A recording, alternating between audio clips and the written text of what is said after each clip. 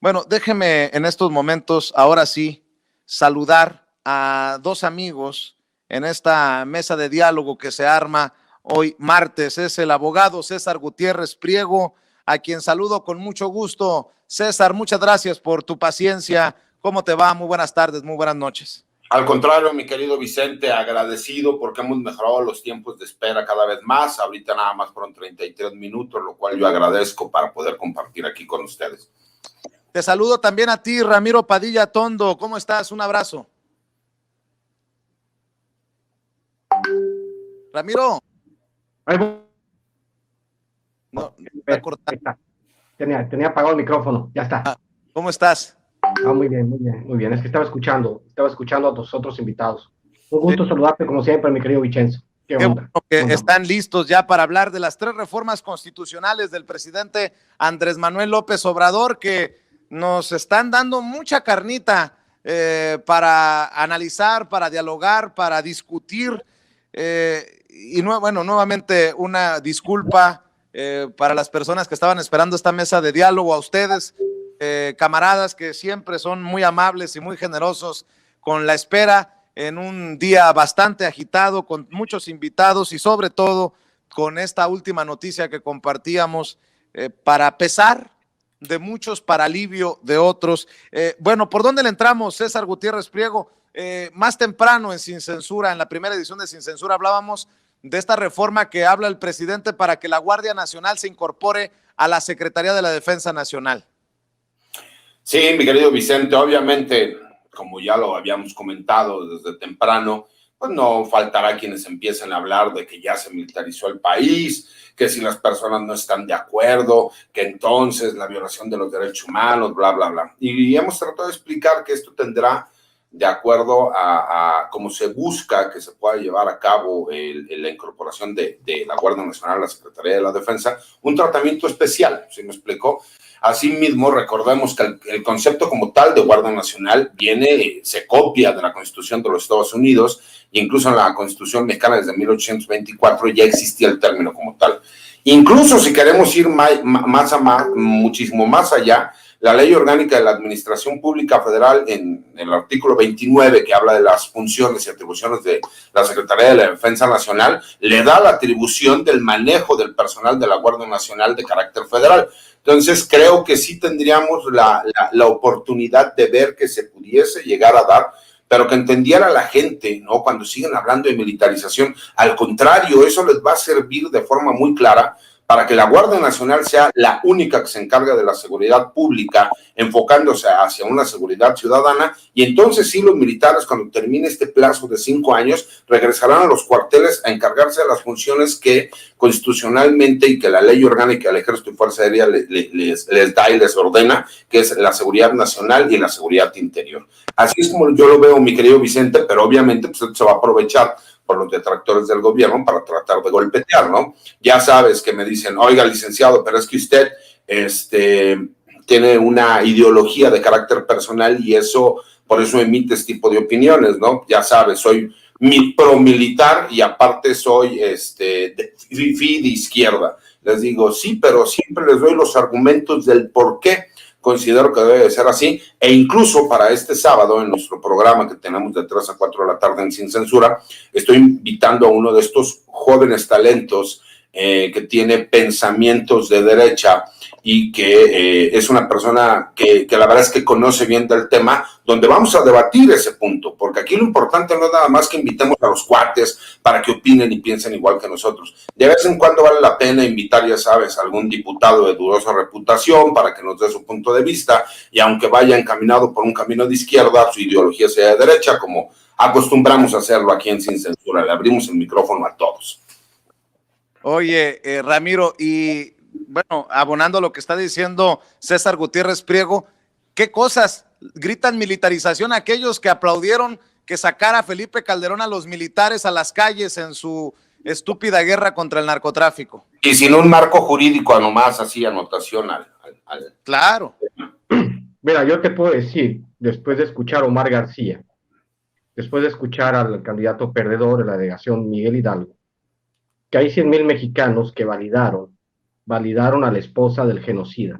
100,000 mexicanos que votaron por la esposa del genocida, a los cuales les importó un carajo que haya 80,000 desaparecidos en este país. Ahora, como dice el licenciado, por cierto, los invito a que lean su columna, precisamente su columna en La Silla Rota, que es muy buena columna la que me pasó ahora el licenciado, para que lean y ya le explica de una manera más detallada este asunto de por qué a la reforma en la Sedena, para que la Guardia Nacional sea parte integral, porque hay que entender que hay otro elemento en esta reforma.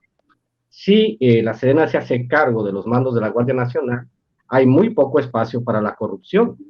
O sea, les estás acotando los espacios al crimen organizado para que pueda operar por dentro de las corporaciones policiales. Entonces, a mí me parece importante, me parece bueno, me parece lógico y sensato que se utilice esta reforma precisamente para evitar todo este tipo de filtraciones, porque hay que recordar que a pesar de todo, las fuerzas militares de este país son las que más reconocimiento tienen. O sea, estamos hablando de una crisis donde había muy pocos elementos policiales alrededor del país, que era imposible que compitieran, precisamente en armamento, en logística, en inteligencia contra el crimen organizado, que son organizaciones criminales, pero también son organizaciones muy efectivas a la hora de trabajar, ¿no?, su inteligencia. Entonces, a mí me parece una medida acertada el que se haya decidido establecer una reforma, como dice bien el licenciado Gutiérrez Priego, una reforma en la cual se le permite un cuerpo jurídico, un marco de acción a la Guardia Nacional para que ahora sí, con todas las de la ley, pueda operar en todo el país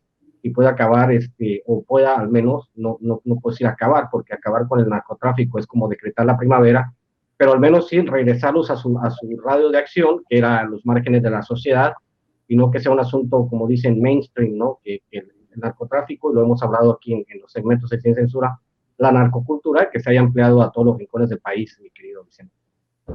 Otra cosa importante, Ramiro, César, creo que están más cerca de regresar a los cuarteles, los militares, como se ha venido planteando desde que inició el gobierno del presidente Andrés Manuel López Obrador, con una Guardia Nacional así, bajo la tutela de la Secretaría de la Defensa Nacional, que como un órgano civil. De hecho, hasta Alfonso Durazo, el que fuera secretario de Seguridad Pública, hoy gobernador electo de Sonora, está de acuerdo en que la Guardia Nacional termine siendo parte o absorbida o tomada por la Secretaría de la Defensa Nacional, César. Sí, lo que pasa es que, acuérdate lo que yo le explicaba, la Secretaría de la Defensa Nacional cumple muchísimas más funciones que solamente ser el ejército o ser la Fuerza Aérea. Hay muchas cuestiones de carácter administrativo que ha sido el fundamento de muchos aquellos que son contrarios a las Fuerzas Armadas para decir que debería existir un secretario de la Defensa de carácter civil para que se encargue de las cuestiones administrativas y políticas. Y ahí es donde puede tener un tratamiento especial el que la Guardia Nacional forme parte. Porque, y vamos a ser muy claros, mi querido Vicente, imagínate que nuevamente tuviéramos a un secretario de Seguridad Pública que se empodera a tal forma de carácter civil que no tenga la lealtad que tienen los militares hacia el comandante supremo y hacia el pueblo de México, y que de repente con todo ese poder, con toda esa infraestructura, se le ligara con grupos criminales como ya lo hemos visto en otros sexenios. ¿Te imaginas lo peligroso que podría ser para el país si de facto a todos aquellos que critican y hablan que esto es una simulación, porque realmente el 80% del personal que se encuentra en la Guardia Nacional son militares o son marinos, pues que única y exclusivamente sería ponerle el último puntito, ¿no?, a la Guardia Nacional para hacerla completamente militar.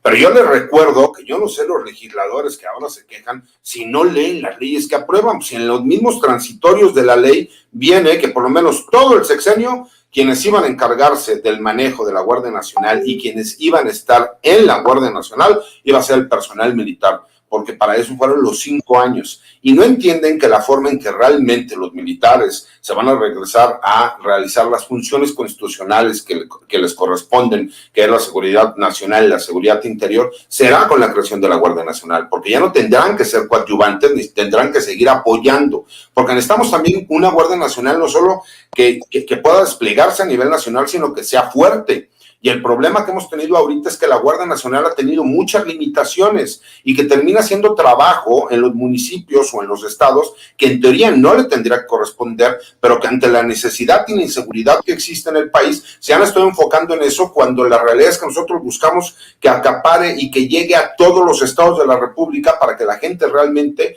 pueda sentir la seguridad que les puede brindar la Guardia Nacional. Don Ramiro.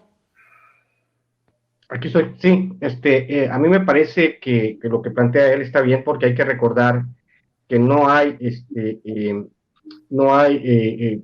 posibilidad de que el crimen organizado expanda sus redes sin la complicidad de las autoridades estatales y municipales. En el caso, como lo dice el licenciado, pues obviamente con la connivencia de las autoridades estatales y municipales se han extendido grandes zonas del crimen organizado en los estados. Hay que recordar el ejemplo claro del gobernador de Tamaulipas, que anda huyendo precisamente porque está implicado en asuntos del crimen organizado.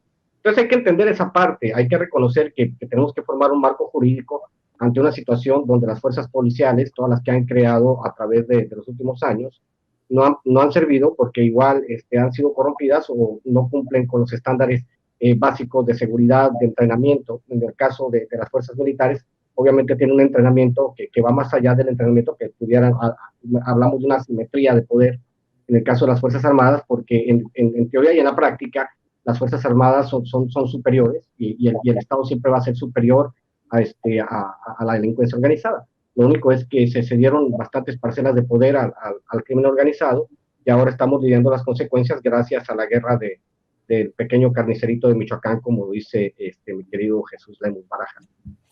Oigan, a ver, no sorprende, pero llama la atención que haya un lado sincronizado para tratar de ahora construir un discurso en torno a la conexión, a los negocios, a las ligas de la 4T, Morena, el presidente Andrés Manuel López Obrador con el cártel, sobre todo de Sinaloa, con el crimen organizado.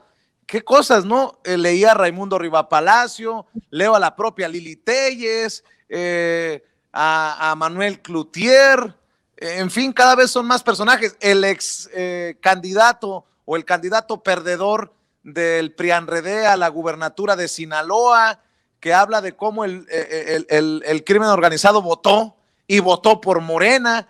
En fin, César Gutiérrez Priego, ¿tú ves alguna preocupación, algo de cuidarse en esto?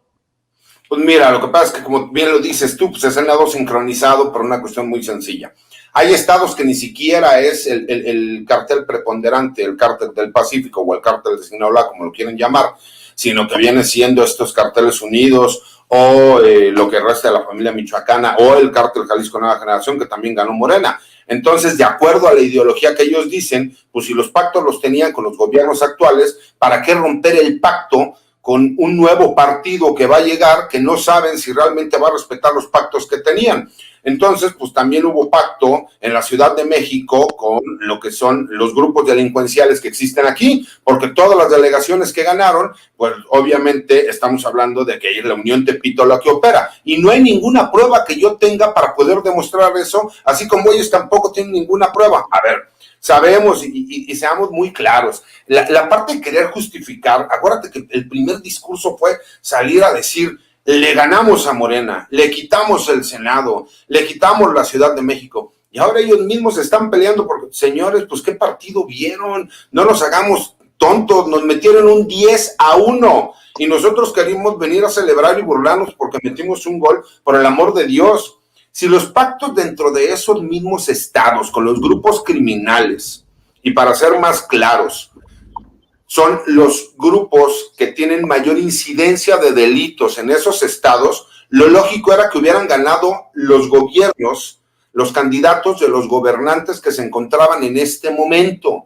Vimos el hartazgo por parte de la gente, porque en esa orden de ideas, pues entonces también se pactó con el cártel del Golfo, con el cártel Jalisco Nueva Generación, con el cártel del Pacífico y con todos los pequeños grupos criminales del país, porque pues Morena es de una chinga, no me quieran venir a decir que no. Y en ese mismo orden de ideas, entonces en la Ciudad de México, ellos tuvieron que haber pactado con los grupos criminales de la ciudad, como la Unión Tepito, y tampoco tenían ninguna prueba como para poder decirlo. Es el problema de cuando los políticos se quieren poner a hablar de cuestiones de seguridad nacional, de seguridad pública, que no tienen ni la menor idea. Te digo que terminan aprobando leyes que no se dan cuenta. ¿Por qué? Porque incluso los asesores que tienen no terminaron, yo creo que ni sexto de primaria, pero ahí los tienen ganando grandes sueldos porque simple y sencillamente no les gusta leer.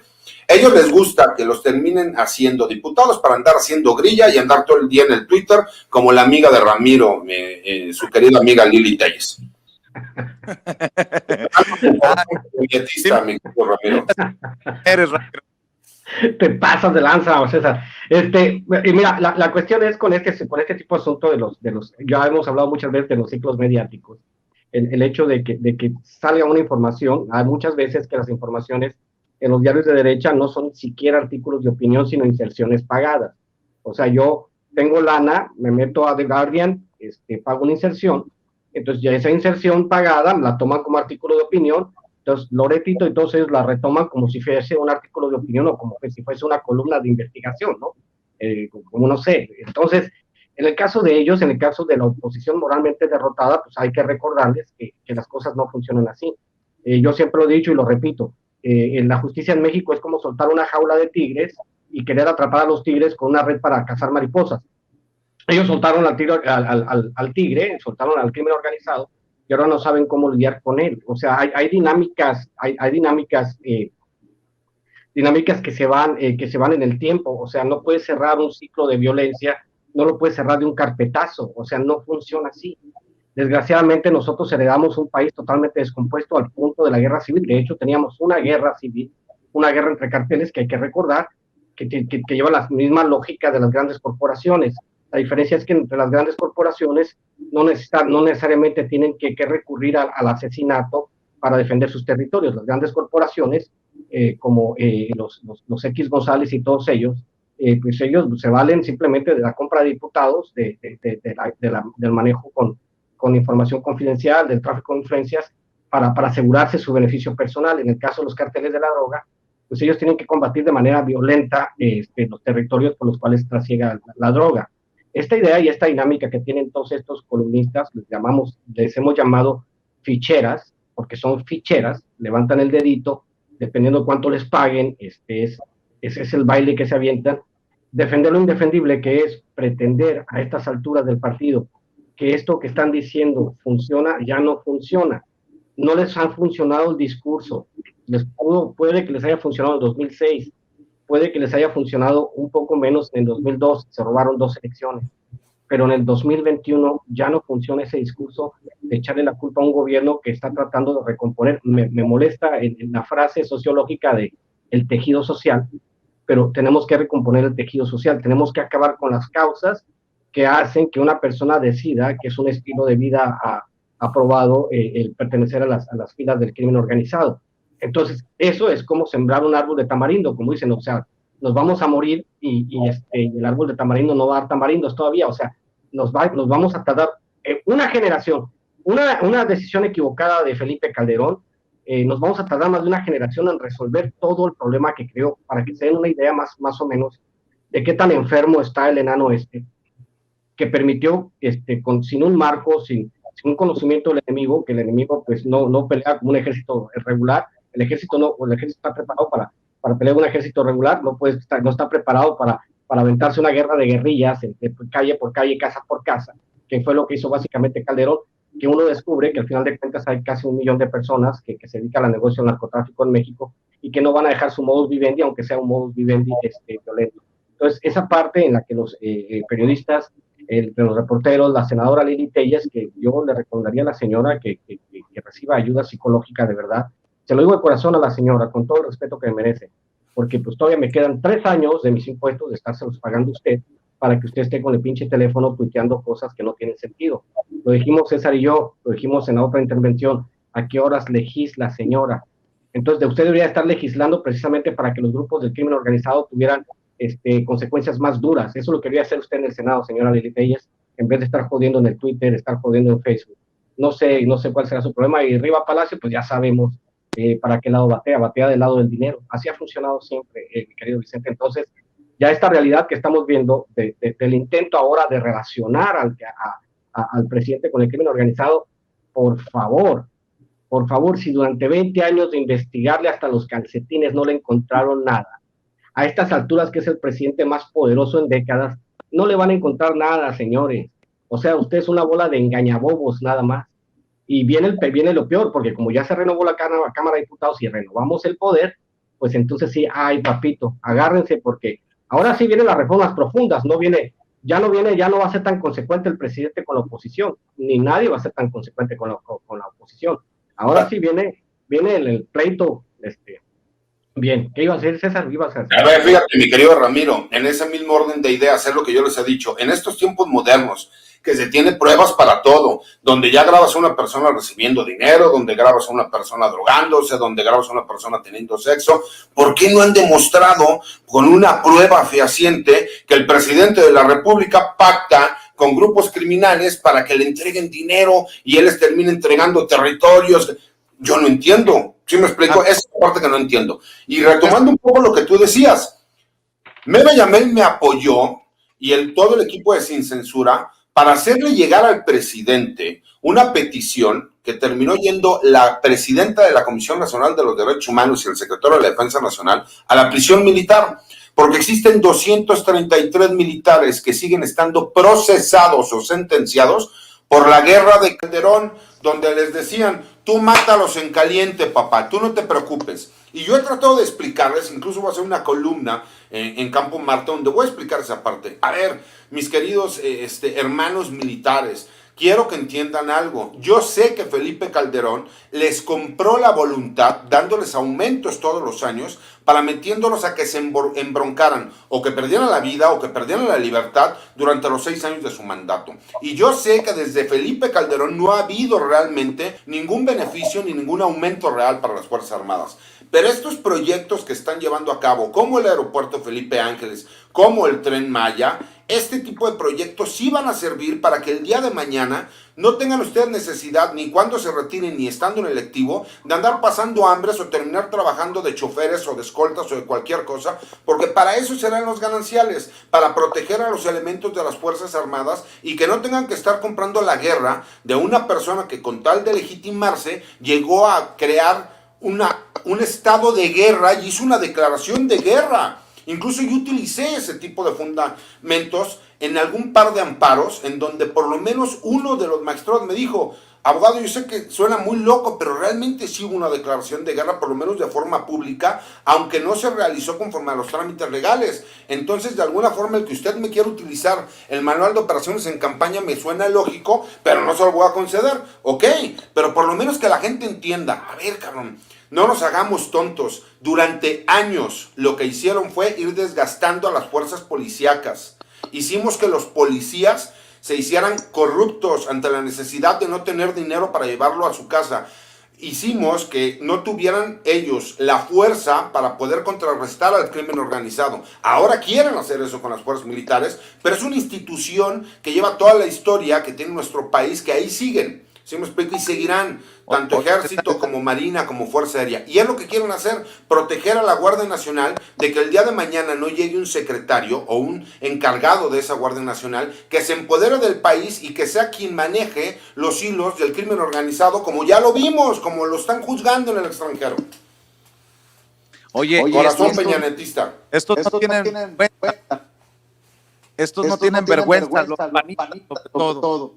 Y Telles hace rato publicó un tuit, dice, no les duele a los secretarios de la defensa, al general Luis Crescencio Sandoval y al de Marina, almirante Rafael Ojeda, que el presidente de México felicite al crimen organizado por apoyarlo electoralmente. Bueno, de alguna manera también admite Lili Telles que perdieron electoralmente en las pasadas elecciones del 6 de junio, pero si realmente tienen los pelos de la burra en la mano, que los muestre, aunque yo tengo otros datos. Fíjate el tamaño del cinismo de los panistas. Quien está señalado por tener vínculos con el crimen organizado es un panista como el gobernador de Tamaulipas, Francisco García Cabeza de Vaca, y el que fue superpolicía de Calderón durante la guerra contra el narcotráfico está en el bote en Estados Unidos, precisamente acusado de pactar con el crimen organizado. Así que por donde me la pongan, y si en determinado momento necesitaban algo, con lo que inicié el programa, querido César, querido Ramiro, Gustavo Madero dice que la alianza opositora fue decepcionante desde el PAN y que si meten una licuadora a Marco Cortés, a Alito Moreno y a Jesús Zambrano, no saca un Superman, sino un Frankenstein. ¿Con qué reflexión cerramos esta noche, Ramiro? La oposición ya lo sabíamos.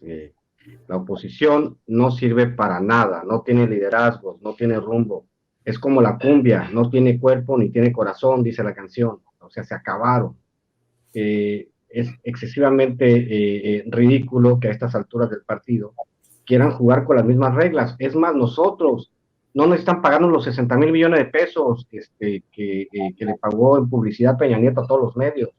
No necesitan pagar cuates que son carísimos para darles estrategias, no necesitan darles neuromarketing, no sé qué use tumbaburros, no necesitan ese tipo de cosas, simplemente necesitan sentarse, aceptar que fueron derrotados y que tienen que construir un proyecto a largo plazo, o sea, para una generación. La oposición en esa circunstancia no va a ganar ningún espacio porque la gente está harta de ello.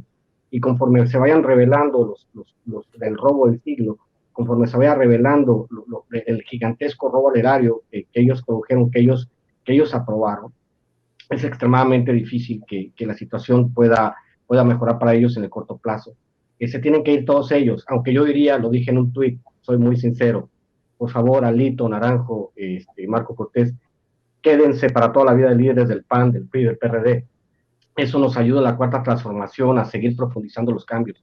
Mientras ustedes sean los líderes de esos partidos, nosotros les vamos a seguir echando porras. Por favor, sigan ahí. Alito, no te vayas, te lo pido de corazón. Marco Cortés, no te vayas. O sea, en mi grupo, ni siquiera fueras líder de grupo, cabrón. No sé quién te puso ahí. Te digo que es como la vaca en el tejado. No se sabe cómo semejante animal llegó tan alto, ¿no? Y pues ahí estamos, ¿no? Viendo que cómo se va desintegrando la oposición. ¿Qué va a pasar el día de mañana? ¿Qué va a pasar, mi querido Vicente? ¿Qué va a pasar, mi querido César? No va a pasar absolutamente nada porque no tienen respuesta. O sea, se montaron en un carro que ellos construyeron y cuando se dieron cuenta, ese carro no servía para nada y tan caro que le salió, mi querido Vicente. Por favor, te pido, por favor, mi querido Ramiro, que me guardes un poquito de cuerda para un último comentario que te voy a pedir después de escuchar a César Gutiérrez Priego. Mi querido César, así las cosas. Vicente, lo que pasa es que ¿qué puedes esperar de ideologías tan distintas? Es lo que yo le explicaba a la gente. A ver, el decir, nosotros tenemos que buscar al candidato que tenga oportunidad de ganar la Morena. Perfecto. El día de mañana quiero ver cómo le van a exigir a ese candidato ganador por haber votado que era el que tenía posibilidades para ganar la Morena. Si tú votaste por un proyecto que ni siquiera conoces, que no tienes ni la menor idea, ni sabes qué es lo que va a buscar hacer, cuál es su ideología política, ni cómo lo quiera manejar.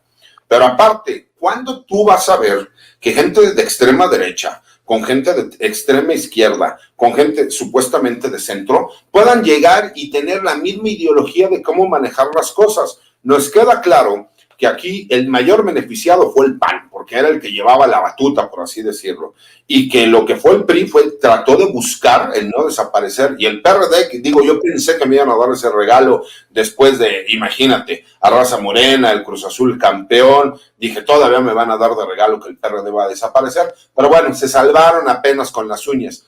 Pero ¿qué es lo que te demuestra? ¿Cuál es la ideología? ¿Cuál es, si me explico, lo que van a buscar? ¿De qué forma van a ponerse a trabajar? Incluso ya lo platicábamos en el otro programa, cómo el presidente les tiró la primera piedra y varios de ellos cayeron inmediatamente. La verdad es que las propuestas de reformas que tendríamos que hacer, no necesitamos tantos diputados, con la mayoría simple que la tenemos, no tenemos mayor problema. Pero no tengo los casos que necesitamos hacer algo de fondo, pues utilizamos al PRI, digo, no sería la primera vez, porque a la gente tanto que se asombra, se dice y habla. Todas las reformas que se llevaron a cabo por parte del presidente de la República, todas fueron votadas también por el PRI. Entonces, yo lo que quiero ver es que los políticos que tenemos en México, que no tienen ideología y que buscaron unirse para tratar de ganarle al proyecto de la Cuarta Transformación, pues simple y sencillamente quedaron en ridículo. Querré ver qué va a pasar después cuando la molestia de la gente que votó por candidatos que no conocían se dé. Y entonces veremos que en las próximas elecciones, como bien lo dice Ramiro, ojalá sigan estos dirigentes, ojalá siga Lili Telles haciendo, mandando chats, tweets todo el día, porque nos va a seguir demostrando que no solo no trabaja, ella fue electa para que representara una ideología de transformación y cambio por parte de Morena, y pues ahora ella está en el PAN. Pues simple y sencillamente demuestra que no tiene ni siquiera la ideología para poder haber estado en un partido político, ¿no? Pero en todos lados se cuecen habas. Ya que estamos hablando de Alito, de Mequito y de Chuchito, pues vamos a Marito. John Ackerman le da hasta con la cubeta a Mario Delgado, el presidente nacional de Morena, en su columna de hoy de La Jornada. Le dice John Ackerman a Mario Delgado, si no fuera por su torpe conducción autoritaria, Morena habría arrasado.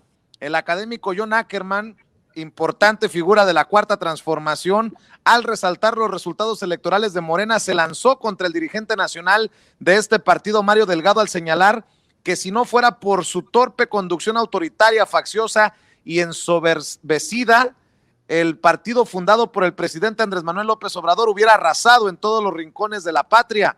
Cito, la gestión de Mario Delgado ha sido sectaria en extremo. Ha mostrado una total falta de respeto para los estatutos, los principios y las bases del partido.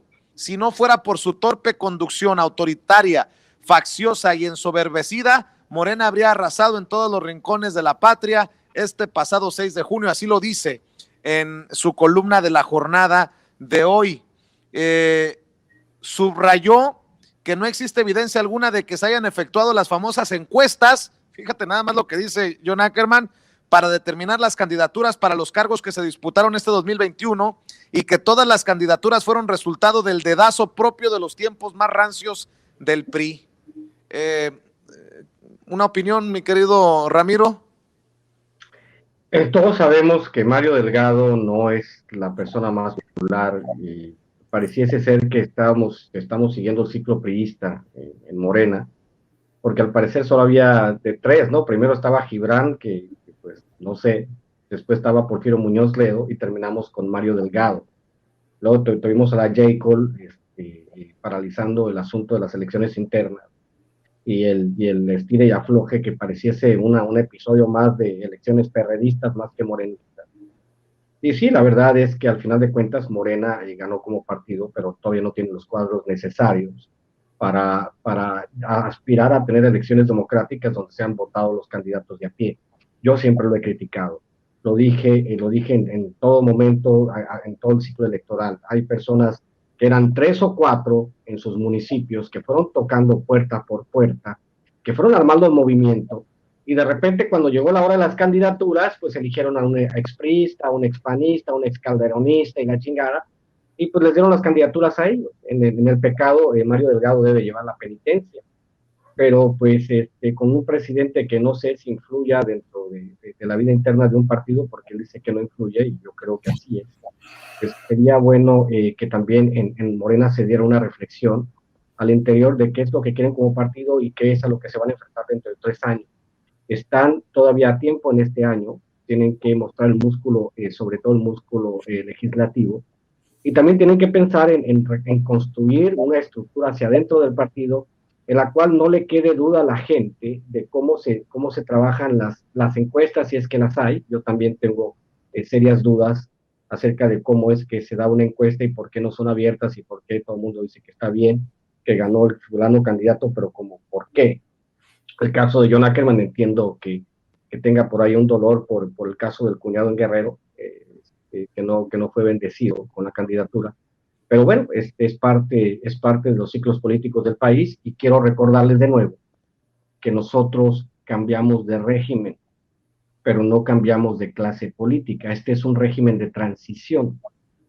Lo que sigue y que nos va a tocar también una generación es ir renovando la clase política, darle posibilidad a nuevas voces de que se expresen, de que ostenten cargos políticos, porque esa fantochada de decir que se ceden candidaturas a personas que tienen cuadros, a personas que tienen los méritos, a mí me parece totalmente ridículo y falso, porque como decía un buen ideólogo de derecha, que es el padre de Letras Libres, creo que es Gabriel Said, en su libro de los libros al poder, él decía que no existe posibilidad de ser presidente de la República o de aprender a ser presidente de la República o aprender a ser diputado, o aprender a ser senador o presidente municipal o regidor, fuera de serlo en la práctica. Entonces es tiempo de que se le dé espacio a nuevos cuadros, aunque digan, ¿no? Puede ser que los chamaquen, pero al menos sí que haya la posibilidad de que nuevos cuadros salten. A mí me da mucho gusto que Omar García vaya a entrar a la Cámara de Diputados como pluri, a mí me parece una idea muy acertada, que en ese sentido sí ha sido acertado, que ha habido un equilibrio entre las candidaturas para dar, por ejemplo, a la licenciada, a la que defiende a los obreros en Ciudad Juárez, por ejemplo, y en Tamaulipas, que fue expulsada y se entró a prisión por cabeza de vaca, y todos ellos, ¿no? A mí me parece que está bien, pero viene la etapa difícil. La etapa difícil es rescatar a Morena de los políticos de siempre, mi querido Vicente. César, una opinión para cerrar sobre esto que te menciono, la tunda que le pone John Ackerman en la jornada a Mario Delgado.